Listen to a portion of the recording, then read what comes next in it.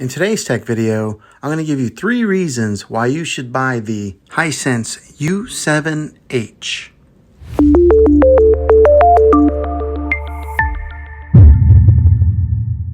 This TV has a lot to offer and is a great option for those looking for a high-quality 4K TV. It's an HDR TV with the best high dynamic range performance. With it being a well-known brand in the television industry and their products are always at the forefront of innovation, you can expect this TV to last for years to come. So here are 3 reasons why you should buy this TV. The first reason is because it has an excellent display.